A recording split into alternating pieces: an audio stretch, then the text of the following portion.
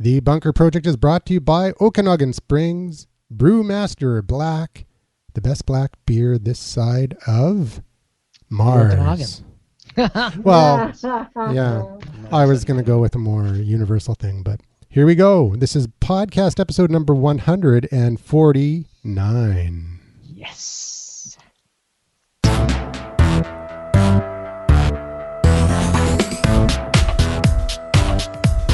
Welcome back to another episode of The Bunker Show.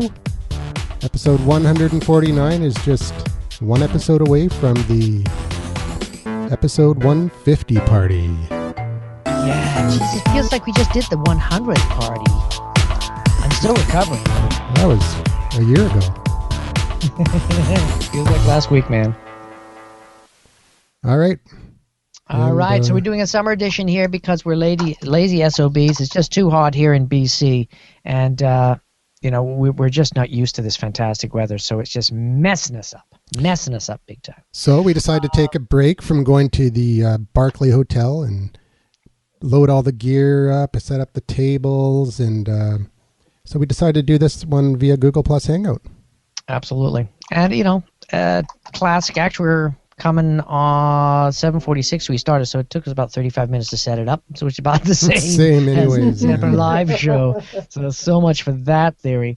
I do have some lovely Andrew had a great idea today. We were going to go around the round table and just say what we were planning on drinking on the show. I'll start off. I've got some Bobby red wine. I have a bottle, so this won't be staying empty for too long. Bonnie, what do you have planned to drink? Just water or some juice? Cocktail? Water. I know. Barbie. Did you put a freshly squeezed lemon in there or lime? No, I didn't do that. Just think how outrageous I'd be if it was alcohol. Wow. I'd be impressed. I'd be damn impressed. We know how outrageous you are, Bonnie. I know, and I don't drink alcohol, so yeah, I think it would be just too much for people. Yeah. Hey, Paul, what are you drinking? Well, I'm drinking some Coors Light tonight. You know, I'm on this big health kick, and I'm down 25 pounds, so drinking the light beer. So you're on a health kick from your usual beer, which is Bud Light. Yes, that's right. No, I'm still drinking the light beer is my point. Yeah. Hey, you got to stay light, slim, and trim. Now, if you've ever met the Paul the Rock God, he is one of the skinniest guys in the world. I'm amazing. Well, okay, I'm sarcastic. So. Myself, I haven't had one of those beers in a long time, like the Coors Light, Bud Light, Budweiser, Kokanee, stuff like that. I'm more into the dark beer, but tonight I'm not doing a dark beer. I'm doing a IPA, and I've been getting into the IPAs lately. This is probably the first episode of the Bunker Show since they ran out of black beer that I'm not actually drinking a black beer, but this one is. Looks nice. Yeah, it's. It says IPA on it. Yeah, it's called Lagunitas. They even say how to pronounce it. It says Lagunitas. And it's an India Pale Ale from California, from Petaluma, California, same place where they record Twit. Yep. And it's one of the best IPAs I've had. Really? It's not I find too hoppy. They're a little on the bitter side. Yeah, well, all IPAs are, yeah, for sure. But it's not too hoppy. It's actually kind of really balanced, and it's good. It doesn't go so far as to taste like grapefruit juice when you drink it, but it's really good. It's funny. But it's got that kick, that really good IPA kick to it. Well, I like it as a summer beer because it does have that crispness to it. I must admit, drinking a Guinness in the middle of the summer on the beach when you're hot doesn't really cut it. So definitely go for something else. Yeah, a little bit lighter, a little bit crisper and cleaner, fresher. Okay, so what are we going to talk about this week, Andrew? Some techie stuff, I'm sure. Yeah, well, there was something interesting I saw. So I heard some people talking about it at work, and basically the idea is who is accountable or liable for apps on the App Store or the Play Store or the BlackBerry App World. Wouldn't be the owners? Yeah, that's what I thought. Like if somebody develops an app that is defamatory or violates a trademark or anything like that. Or crashes your computer. Yeah, you'd think the developer would be the one that's responsible. Absolutely. That's what I would think. In this case... well, it depends where he is. You can't sue him, or what? How can you get a hold of somebody if they're from Russia or something? Well, in this case, somebody created an app, and it's actually on the HP platform, the former Palm, HP bought Palm, and then they changed it into WebOS. And on the WebOS App Store, which is basically a defunct platform now, this developer created this app, and it's called Chubby Checker. And Chubby Checker is now suing HP over this app, saying that it is a bad use, a vulgar use of his brand. A guy called Chubby Checker is getting upset about it. Yeah, and what the app does is it actually uses an algorithm. You put in your foot size, and it spits out your penis size. Really? Oh, look at that. It looks like Margaret has joined us. Margie, baby, you got your techie stuff figured out? I guess not. So we can't hear Margaret right now, but she will figure that out. She struggles with her chords and stuff. I was going to say, what about this scenario? What happens if you are a tire manufacturer? You manufacture a tire that's sold at, let's say, Canadian Tire. I buy the tire, it blows out and wrecks my car. Do I sue Canadian Tire, or do I sue the people that made the tire? Well, normally you'd think that you'd sue the people that make the tire. In this case, the judge, originally the HP's lawyers kind of said, just set it off and said, no, you got to sue the developer. But the judge ruled that that HP did know about the app because they have a vetting process to get apps approved. So that Chubby Checker was able to move forward with the trademark infringement claims against HP and Palm. So, well, you know what? It sounds like a judge that doesn't know what he's talking about. It's classic. That's the problem with a lot of this new high-tech stuff. Is if it goes to the courts, the guy that's sitting there making decisions doesn't know. I mean, he's just, judges, they're a bunch of conservative guys, and I don't look at them as super high-tech people. I'm sure there are some switched-on judges, but there's a lot of guys out there that are, where's the 20-year-old judges? Where's the 30-year-old judges? They're not there. They're 50, 60 years old. Yeah. Well, Chubby Checker, his real name is actually, what is it here? Ernest Evans. And he's professionally known as Chubby Checker, and he's best known for his "Do the Twist" song that was number one in 1960. And but that's you have to admit it's a clever name for a penis measuring app. Chubby Checker. Oh, okay, yeah. All right. What about, something to do with wood? Yeah, they could have done that. That might have been that might have been a better move. The wood measurer or whatever. All right, let's ask and to see if Margaret, have you figured out the tech stuff, or are you just listening in? Looks like she's just listening in, so we're just going to have her as a pretty portrait. She's trying. She says in the. Oh, she's trying in the notes. Okay, just to let Bonnie know, I'm muting her while she's typing.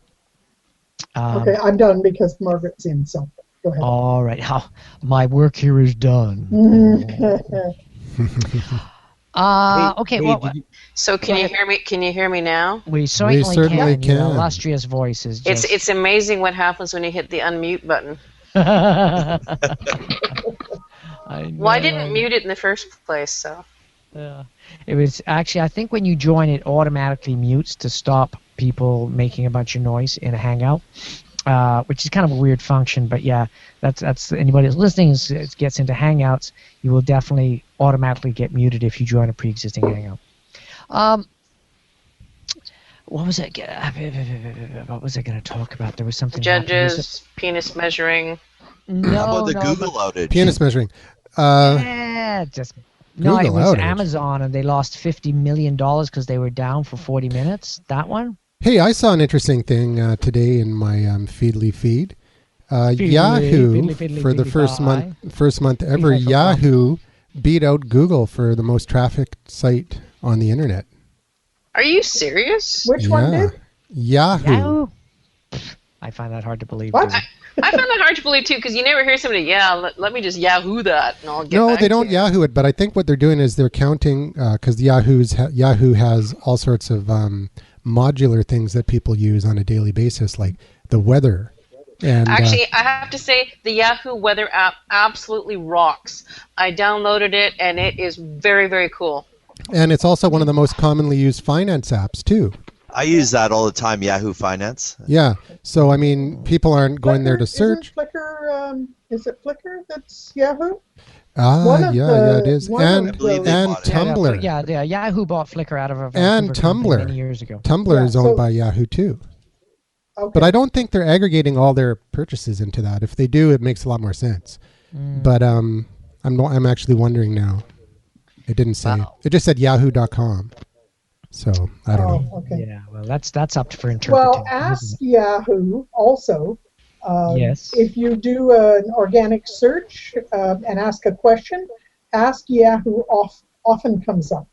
But what do you think of the answers? A lot of the answers are just bunk. Well, yeah. Well, they're just a bunch of yahoos. Oh. Well, they're people looking. 2009. They're Margaret just they're a bunch. sneaks it in early. They're quite often just people that are trying to develop authority and get links back to their site. So they're being done for SEO purposes. I was going to say link bait for sure. I mean, Yeah. And they're often 3 years old.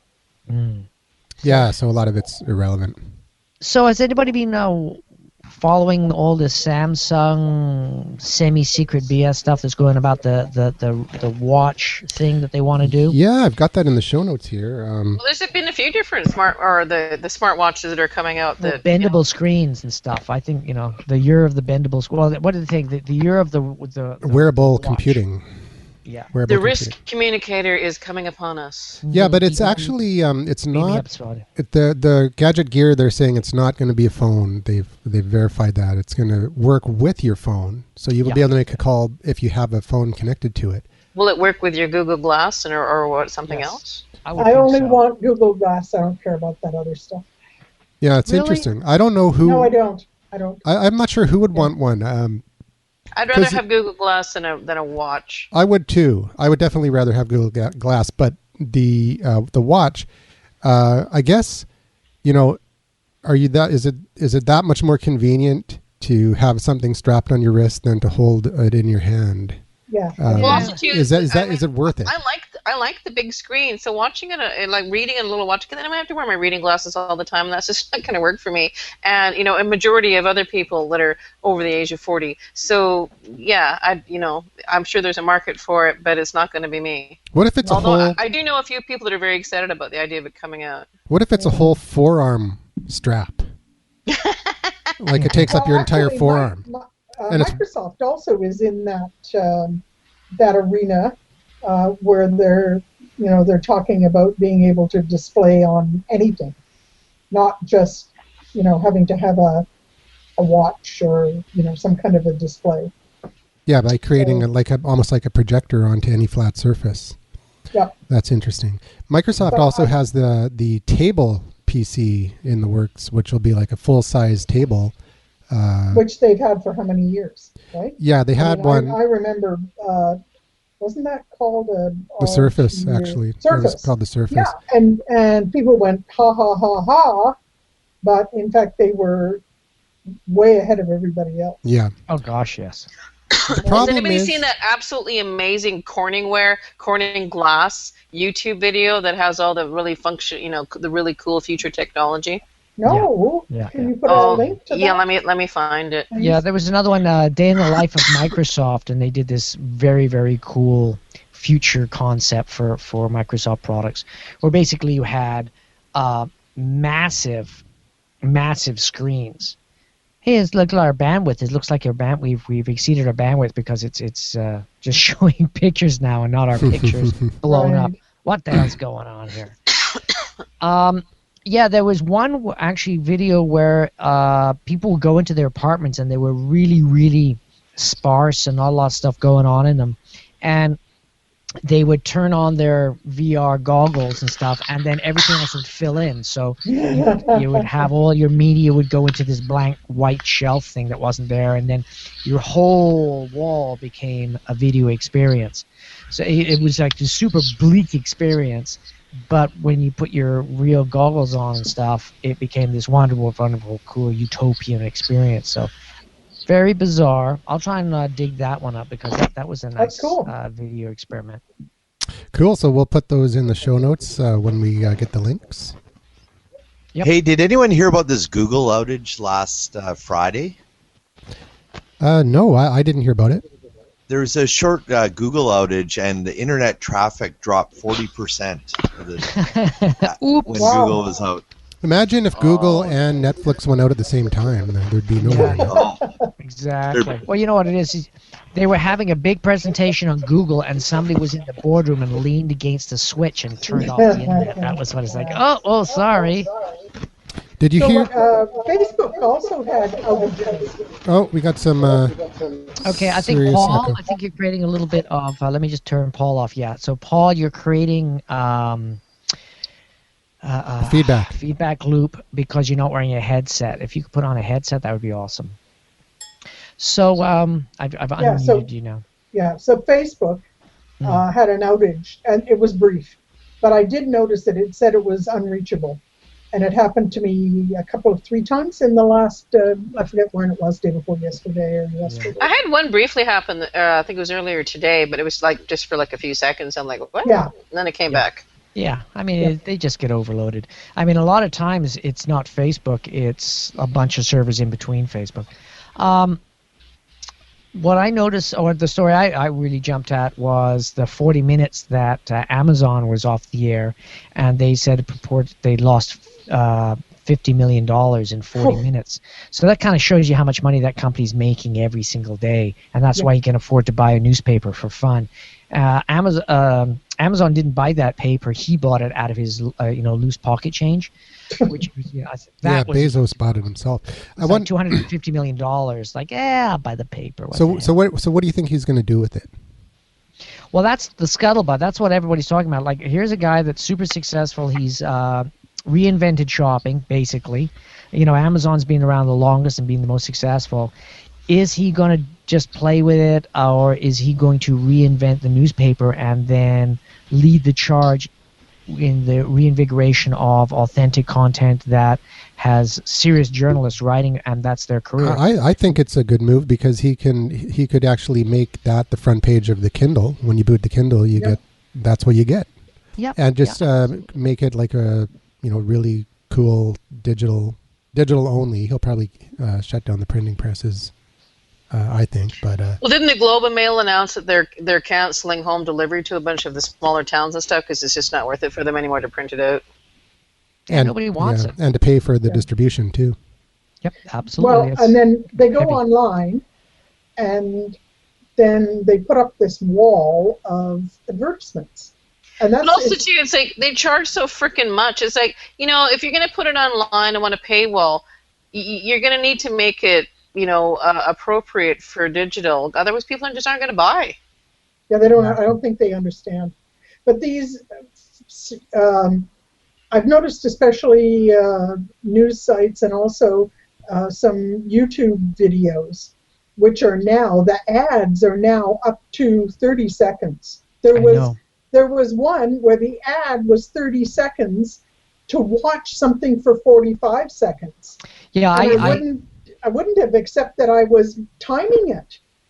Yeah, well, you know what? I was doing the same thing, and anybody that does that to me, if it's not something I can cancel in 3 or 4 seconds, I will basically undo that, go back again, and send a note in YouTube. So, by the way, I will not be watching your video because you've got a minute 30-second ad. You might want to consider checking out your preferences.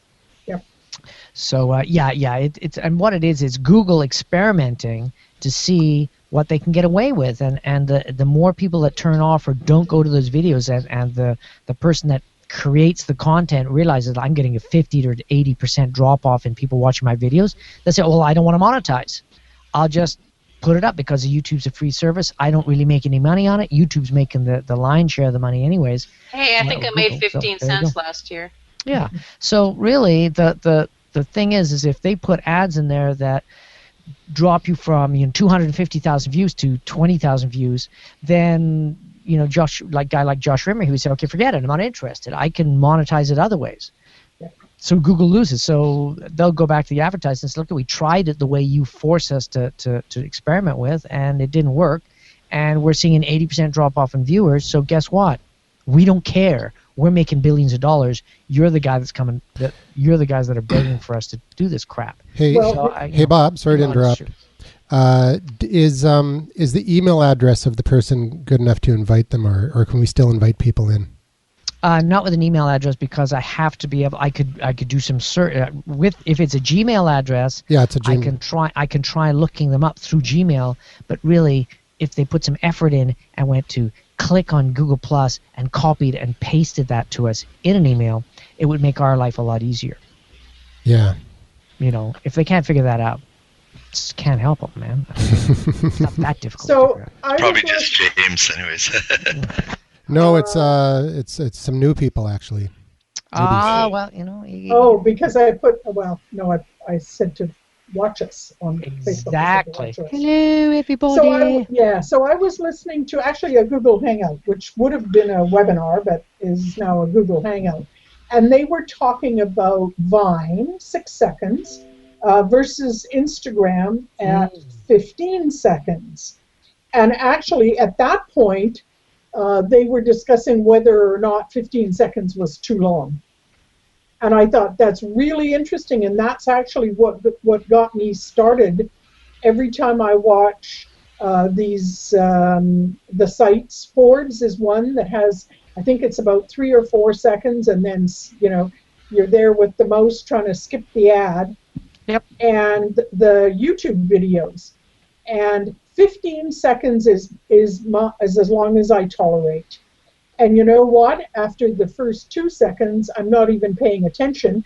My mind goes into blank, which is good and easy for me. And as soon as it's done, and the other thing is at that point, my pain tolerance is right at razor sharp. And if you don't get me in the first 2 seconds, I just blow you away. Well, it's like way to make me already annoyed before I watch your video. Yep. It's like you're really fighting a losing battle to keep my viewership then. It better be a damn cute kitten. Yeah, well, the problem is that the advertisers aren't redesigning or recontenting for the medium. They're just saying, oh, well, we'll just put on what we put on TV. They're just being lazy so-and-sos and being cheap. And because of that, they're losing. Really, what you want to be doing is going in and saying, hey, we've got 7 seconds, we've got 3 seconds, we've got 2 seconds to catch people's attention. What can we do to do that? And then create ads specific to the medium. And that is why they're being lazy, and that's why they don't deserve it. Yeah, because I think in 6 seconds, see, in order to get me, if you did something in 6 seconds that impressed me, I would go to your site or I would go somewhere, and then you've got a whole lot more than 6 seconds or 15 seconds because I went there. You still have to be engaging, but that would be better than just really annoying me for 15 seconds. Oh, no kidding. I was just tuning them out, but yeah, it's amazing how quickly it can annoy me. Yeah. And truly, I follow shiny objects. Hey, you know what? You know what the solution I have to have something at the top of my screen to tell me what my next project is, so I don't go down that rabbit hole. Mm-hmm. And these people are annoying me. So the solution is that while you're on your desktop computer or your laptop, waiting for the ad to play, you're just loading something else on your smartphone. Yep. Hey, just let you know that I did get that link for Ray Levesque, and I sent him a message, so hopefully Ray will be joining us shortly. Cool. All right, so let's move on quickly and quietly. Okay, so quietly. Here's one that's interesting. The UK is trying to ban small phones. I thought they were also banning all sorts of crap. Yeah. Really? I didn't see that. Why? Because prisoners are smuggling them in by putting them up their you-know-what. Ah, yes. Ew. Hey, well, you're having Probably in a phones bag or something, but... Well, the thing is That that having doesn't phones matter. and... Oh, hey, Ian's joined us. Hey, Ian, thank you for asking me to join. I saw that on my phone, so yes, you were there. Yay, Ian! Ian, can we hear you? Can you hear us? Look, Ian, you're going to have to put some headset on. He's stretching a little bit. Yeah, all right. Ian, he's burnt out. He's got a crazy, crazy new job. Ian, headset. So, anyways, what was that we were just chatting about? About the cell phones being banned in prisons. That's been on. No. They want to ban them. TV shows all the time. They want to ban them across the UK. What, phones? Small phones that can fit. So you know what? Yeah. Yeah, basically, you want asshole phones. No more asshole phones. Because part of the reason is when the note initially came out, it caused massive cardiac arrest in the prison population. And they've got the defibrillators ready for the Samsung Mega now. Oh my God! Yeah, this sucker. The 12-inch phone. Yeah. Crazy. I don't know, Andrew. You come up with the weirdest stuff. I must admit, it perpetually blows my mind. Feedly.com. It's a great place. Yeah. Wow. Feedly Weedly. My Feedly doesn't do that. Wow, you got to train it. Boring stuff. Yeah, my Feedly's not looking at stuff like that either. Thank goodness. Yeah. But I do have, are these 7-inch tablets, which, most people that don't carry a purse, can put in a pocket, in a jacket pocket. I'm wondering if now you need a smartphone screen, especially something like the Note. What you may need is cell phones may go back to being a phone, and maybe a device that connects your 7-inch laptop to the internet. Well, have you seen these watch concepts today? Well, I was about to say the same thing. It's like the watch becomes the phone interface. You talk into your watch, and you just have something in your pocket, your back pocket, or in your bag that interfaces with it, and you don't even have a screen. Yeah, I want a shoe phone. An interesting note about BlackBerry. It was in the news today that 50,000 of their 122,000 apps were developed by one developer. I read that. BlackBerry by chance? I read that. No, it's That's some. outrageous. It's some. 50,000 apps. It's almost half their apps. It is.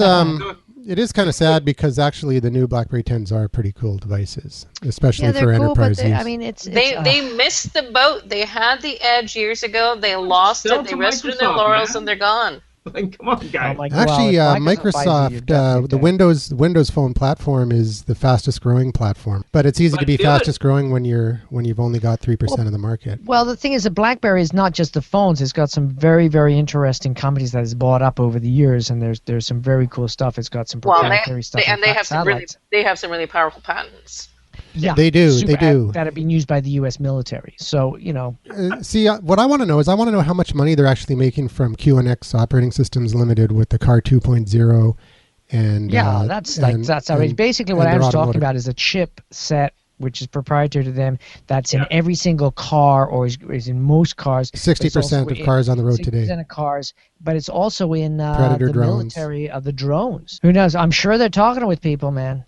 The whole thing with HubSpot and companies like that, they're geared, it's kind of like Wix.com. They're geared for businesses that have very, very low marketing budgets, and they're just trying to get the word out. They're just trying to mimic what companies that have a real budget do. The problem is that you're just mimicking. You're not actually, there's no marketing strategy behind that unless you're really, really good at it. But if you're really, really good at it, you can't afford to pay for it. Well, it's because it's cheap and they think they're going to get some revenue on it. Or the sales guys say, look, it only costs $5 a week or $50 a week. It's cheaper than doing this or that. Traditional advertising. It goes all the way back to what I've said twice in this show. Is if you don't know what you're doing, social media is evolving all the time. You need to be talking to people like us, Bonnie and people like Margaret. Hey, you know, Bonnie, she really knows how to stroke her community. What can I say? Well, no. Oh, yeah. That's why we have these haircuts, Bonnie. I know, but if I didn't believe it, I wouldn't have done it. Hey, I gotta love the rebrand. Hey, man, it's like, Bonnie, it's like, you and I know the cool stuff's coming up in Women Talking Tech, but we won't tell yet. Oh, hang on. That was a shameless plug. Speaking of women talking tech, I saw a pretty cool post on Women Talking Tech about embedded Facebook posts. Oh yeah. What's that we were talking about earlier? Bonnie, give us the lowdown. Okay, so a couple of last bunker, I talked about embedding Twitter in WordPress posts. So I'm always looking for ways to publish content that doesn't require me to write 350 words or for people to read 350 words, because let's face it, they have and I have the attention span of a gnat. So if you give me 350 words, I go, maybe I read the bullet points and the call to action. So I'm always looking for something more interesting. Right. So I just discovered, just by going around looking, pointing, clicking, that you can embed posts, Twitter posts. And the way you do that is go to twitter.com, go to more, highlight a post, go to more, embed, take that code and paste it into WordPress, and it is that easy. Newly to the local area designer, and yes. All right, so you can't tell us anything. Come on, spill yes, the guts. I can. You thought Wix was easy to use. You thought Wix had things. Wix has nothing on this. Basically, you're going to be able to, as we call it, iTech yourself. ITEQ.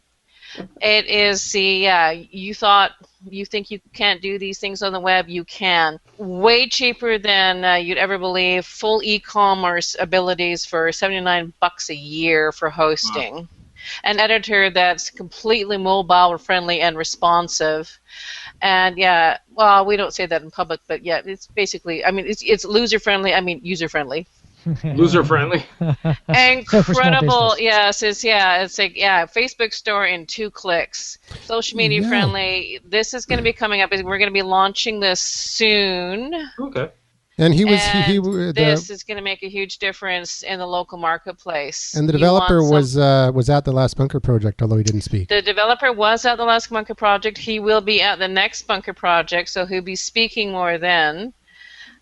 Yes, he will, whether he knows it or not. It sounds to me, Margaret, that you've been drinking the Kool-Aid. So I've seen the back end. No, well, if you've seen a good back end, I've seen a good back end, and again, having experience with the Wix back end, I'm like, oh my God, this is really cool.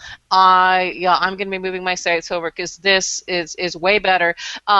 Wix is great and it has this awesome functionality, but it is limited in so many ways, especially with their mobile, where this is, you can still have the option of seeing the real site if you don't want to view the mobile site. So it's way more functionality from a designer point of view. It's like, who the fuck wants to spend all that time doing fucking code when you can just actually design a quality site? Exactly. That's what it's about. It's like, you don't need to reinvent the wheel every frickin' time, so why not use a system where you can just focus on design, save all that time, and for ultimately for developers, make more money, and also going to be able to white label as a developer. So my only question is if you have no idea what design is and you have really no idea about there's going to be a lot of templates. There is going to be a lot of templates, and also too, there is a designer, of course, available. Okay, cool. So it's like if you want to muck it up yourself, you can. If you want to go, okay, I've tried this, I'm really confused now. Now I need an actual designer. Yes, there are those people as well. So it's like you don't have to do it yourself. It sounds to me that the interface is really simple, and people that don't know what they're doing are going to get to the point where it's like, you know what? I don't know how to design. I've made a complete dog's breakfast of my brand. I better get this off the net, or I better get somebody to design it so I don't destroy my brand over the next 3 weeks before I spend a bunch of money pushing people to it. And this is the fundamental problem with things like Wix, and he said, oh, you can do it yourself. You can't. You're not a professional aesthetic person. Just because you have a $10,000 Nikon camera doesn't mean you're going to have award-winning pictures. An award-winning photojournalist can take an amazing picture with a $50 camera or with a phone because he understands aesthetics and all those type of things, because that is what they do. And I think that's one of the fundamental problems with a lot of things on the internet right now is people say, oh, I can do it myself. I'm going to save myself $1,500. Aren't I clever? But and all they do is with screw up their brand. With a half decent template, you can actually come up with something pretty half decent. And I know from experience with companies. These are going to be high quality templates. So if you fit within the mold of the templates, you're not going to have to do a lot of major editing to make it really work. And it's like you're just going to have to be able to choose good pictures, crop good pictures, do good Photoshop on the pictures, and then write good content and understand how content marketing works, and blah, blah, blah, another 50 things that nobody knows how to do. That's what it comes down to. That's the problem. Well, maybe having these things they're great tools. I get that, and they're cost-effective tools. But if you don't bring in professionals to do a good job, you're just wasting your time and you're wasting your money. Actually, Bob, it just kind of qualifies under the rule of if you give them enough rope, they'll hang themselves and then they'll follow you in. Absolutely. Okay, now I want to jump into this because I absolutely agree with you, and I think it's with these DIY, and I consider WordPress.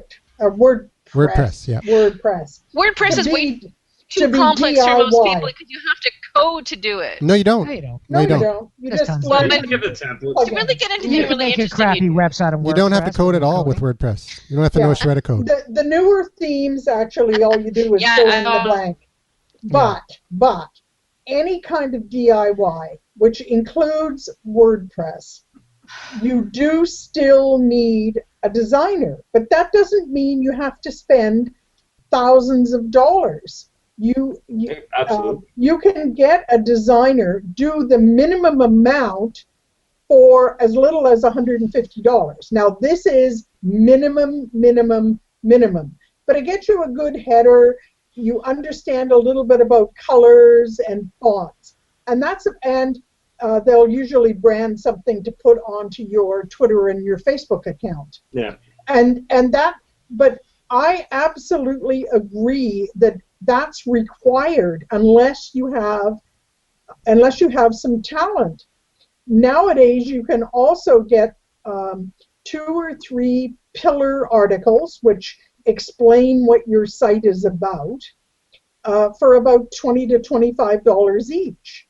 So truly, for $250, you can get the basis, and I mean bare bones, but at least it isn't embarrassing. Yeah. Then you can use a DIY utility to put it up. So I'm all for DIY. I am. The way I see it is, and I've seen some websites and companies that I've worked for that have looked horrible, and I've seen some that have looked pretty half decent, but the bottom line is they're just online brochures. They don't have dynamic content. And that's what's going to bring you customers by putting up dynamic content, by putting up questions that your customers are asking you.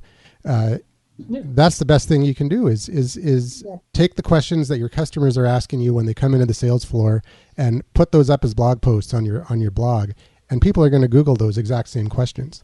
So you could spend. You got to give them a reason to convert. You could spend $100,000 on the fanciest design possible and have no good content on there that captures any leads, and you're wasting your money.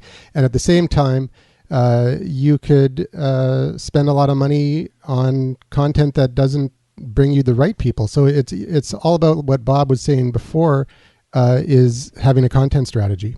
There's actually a free service that one of my friends offers, and it's kind of a cool little website. I'm going to just send it over to you guys because it's really cool. But it's all just kind of about basically saying, okay, you want to build a website, you want to increase your website. Basically, it's kind of like, so what the hell are you trying to accomplish? It's like, so what's it about? And it's all those hard questions because so often it's like, I'm sure we've all heard it. It's like, yeah, I want a website, I want to promote this. It's like, so what's your business? Yeah, I don't know. Which No, one? I want to do. I want to do this. Like it's like I had someone say, so I want to do this, and they sent me this 3-sentence thing, and it's like I don't have a freaking clue what you're trying to do, who your target market is, what any of it is about. It's like really, it's like, and then a buddy, Bertie Glemis on Google Plus. Man. He's like, no, but this is actually a pretty cool little service. He's like, and it's actually effective. It's like, I'm thinking of sending this to the guy going, okay, you answer all those questions, and maybe then you'll have a clue what your business is, so then you can actually tell it to your web designer to say, this is what I want to do. Because until then, nobody knows. You don't have a business. You just have an idea in your head that's only half-assed formed. But it's like if you don't have it, if you can't explain it in 3 sentences, you don't know what you're doing. Yeah, well, it's because they don't understand that market no longer exists. And that's the whole thing. And hey, I'm going to say it 4 times in one show. It doesn't matter. The whole industry is moving so much and so fast that 90% of the stuff you see is, do this is going to make a difference. It's not, because it's 5 years old or 5 months old or 5 weeks old. It's out of date. You know, it sounds to me like Andrew's trying to shut down the show. We have been going at it. Crazy information. If you tune into the show, you have hit on an awesome show. Great content. Even though we don't have a lot of black beer flowing in the show, it doesn't matter, because let's face it, we're just a bunch of crazy internet freaks. Thank you everybody for turning up. Thank you very much for that lead on that news thing. I'm very excited about the new show. By the way, that's going to be the 50th show, so I don't know if he's going to get a word in edgewise around that. Skull, and let's drink some more booze and not talk about shit.